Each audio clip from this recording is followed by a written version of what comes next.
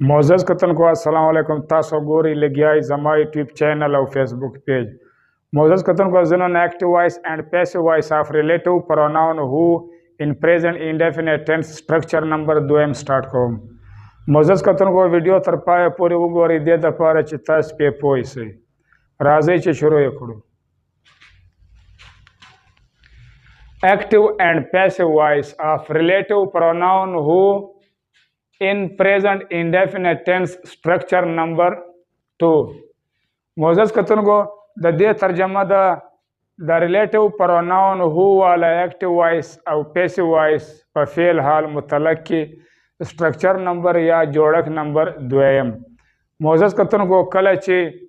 active voice के relative pronoun who इस्तेमाल भी او هغه د انټراګیټیو د سوالیه په توګه یا په شان استعمال وي او بیا هو چې دا خو سبجیکټ ده او بیا دې سره چې دوه ابجیکټ وي لکه ریل ابجیکټ او سیکنډ ابجیکټ او هغه دواړه ابجیکټ ټوګیدر وي پرلپسې وي نو بیا به چې کله په سنټنس یا په جمله کې کوم ابجیکټ اول لګېدلی وي هغه به په پیسیو وایس کې د پیسیو وایس سبجیکټ جوړیږي او بل چې دا منفي جوړولو والا طریقه چې د نو په پیسیو وایس کې به بیا د سبجیکټ نه بعد نیگیټیو یا ناٹ لګیږي منفي جوړولو دپاره نو موزز کتونکو دا ډېر امپارټنټ ویډیو ده دا ښه په توجه سره واروئ او ویې ګورئ راځئ چې شروع یې کړو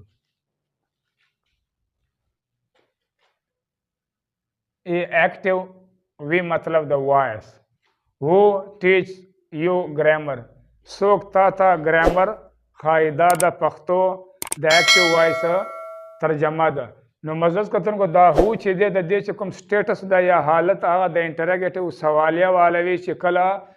د سنټنس یا د جملې په سټارټ کې لګېدلی وي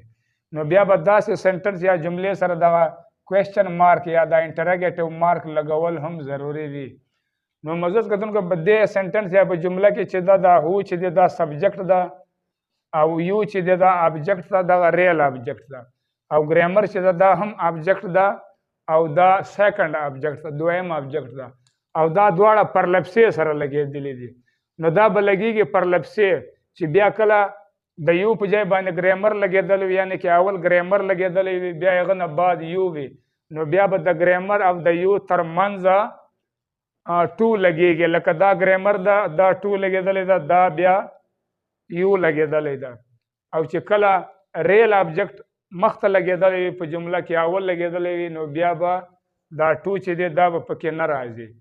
نو د دې چې کوم ترجمې والا طریقه ده چې کله په جمله کې یو اول لګېدلی وي نو بیا به د دې چې کوم د یو ول مطلب ده یا معنی ده هغه به اول راځي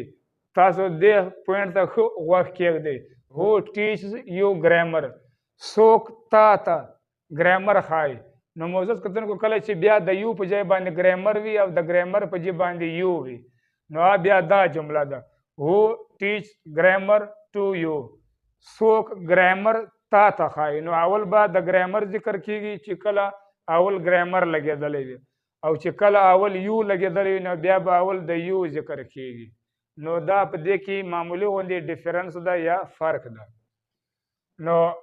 هو ټیچ یو ګرامر څوک تا ته ګرامر ښایي نو په دې جمله کې چې دا کله موږ پیسیو وایس ته اړوو نو ریلیټیو پروناون هو چې دی د دې چې کوم ابجیکټ دی یا ابجیکټیو کیس ده هغه هوم دی نو هو به په پیسیو وایس کنورټ سي یا به چینج سي په هوم باندې او بیا به هوم سره د جملې په سر یا په سټارټ کې بای هم د اضافي ډول یا په اضافي شان باندې د هوم سره د جملې په اول سر کې به لګېږي یا به راځي او بیا دې نه بعد چې دی دغه یو چې دی دا ابجیکټ دا ابجیکټیو کیس ده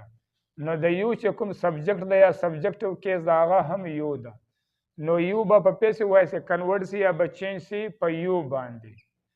او یو سره هیلپینګ ورب کومکي ورب لګېږي آر په دې وجه یو چې دی دغه پلورل دا جمع ده نو جمع سره یا پلورل سره همیشه د پاره هیلپینګ ورب آر استعمالیږي په پریزنټ انډیفینټ ټینس کې او ټیچ چې دی دا ورب دی د ورب فرست فارم دی د ورب اولنی حالت نو دا به په پیسیو وایس کې کنورټ شي یا به چینج شي د ورب په تھرډ یا د ورب په دریم حالت په ټاټ باندې او بیا دې نه بعد چې دی دغه ګرامر چې دی دا سیکنډ آبجیکټ چې دا به په پیسیو وایس کې کنورټ شي یا به چینج شي په ګرامر باندې یعنی کې دلته هم ګرامر آبجیکټ دا نو په پیسیو وایس کې به هم دا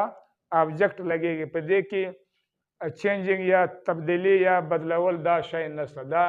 برقرار وي لکه څرنګه چې په ایکټیو وایس کې وي هم داسې به په پیسیو وایس کې وي او کوم چې دغه کوېسچن مارک د سوالیه نشان ده دا که ایکټیو وایس وي که پیسیو وایس وي نو دا بیا آخر ته لګول ضروري وي پی وی پیسیو وایس by whom are you taught grammar د چا له طرفه یا د چا له خوا یا د چا په ذریعه باندې تا ته ګرامر ښودل کېږي نو دا د دې پیسیو وایس د پښتو ترجمه ده نو دا طریقه ده د ایکټیو وایس نه پیسیو وایس جوړول د ریلیټیو پراناون هو والا هغه هم د سټرکچر نمبر دویم والا ای وی ایکټیو وایس who teach grammar to you نو موزس کتونکو اوس د دې ترجمه چې ده په دې کې به اول اول د ګرامر ذکر کېږي څرنګه دا داسې ده who teaches grammar to you څوک ګرامر تا ته ښایي نو داسې کله ته داسې ووایې چې څوک تا ته ګرامر ښایي نو بیا په دې کې دا فالټ راځي یعنې کې دا غلطه رونګ ده دا کوم چې دی د ګرامر د رول مطابق ترجمه راځي هغه څوک ګرامر تا ته ښایي نو دا طریقه ده او دا ترجمه ده د پښتو او اخر ته کوم دغه کوېسچن مارک چې دا لګول هم ضروري وي نو هو چې دی د هو چې کوم ابجیکټ ته یا ابجیکټیو کیس ده هغه هوم ده نو هو به په پیسیو وایس کنورټ شي یا به چینج شي په هوم باندې او هوم سره به بای هم اضافي توګه یا په اضافي شانه د هوم سره د سنټنس یا د جملې په سټارټ په سر کې لګېږي بیا دې نه بعد چې دی دلته اول ګرامر لګېدلی ده نو دا به په پیسیو وایس کې کنورټ شي یا به چینج شي په ګرامر باندې په دې وجه کوم چې دا ګرامر آبجیکټ ته نو د دې چې کوم سبجیکټ ده هغه هم ګرامر ده نو ګرامر به په پیسیو وایس کې کنورټ شي یا به چینج شي په ګرامر باندې او ګرامر سره هیلپینګ ورب لګېږي از په پریزنټ انډیفینټ ټینس کې په دې وجه ګرامر چې دا سنګولر ده واحد ده بیا دې نه بعد چې دی ټیچ دا ورب ده د ورب اولنی حالت ده نو دا به په پیسیو وایس کې کنورټ شي یا به چینج شي د ورب په تھرډ فارم د ورب په دریم حالت په ټاټ باندې بیا دې نه بعد چې دی دغه ټو چې دی دا پریپوزیشن ده نو ټو به پیسیو وایس کې کنورټ شي یا به چینج شي په ټو باندې دا هم بدلول دې کې نه راځي دا هم برقرار وي او بیا دې نه بعد چې دی یو دی دا آبجیکټ ده ریل آبجیکټ ده نو دا به پیسیو وایس کې کنورټ شي یا به چینج شي په آبجیکټ یعنی کې په یو باندې به کنورټ شي یا به بدل شي دې کې هم بدلول نشته دا به دلته هم آبجیکټ لګېدلی ده او دلته به هم آبجیکټ لګېږي او اخر ته به دا کوم چې دا سوالیه نشان ده دا لګول هم ضروري وي نو دا طریقه یې ده د ایکټیو وایس نه پیسیو وایس جوړول د ریلیټیو پروناون هو سټرکچر نمبر دویم پی وی پیسیو وایس by whom is grammar taught to you د چا له طرفه یا د چا له خوا ګرامر تا ته ښودل کېږي نو دا د دې د پښتو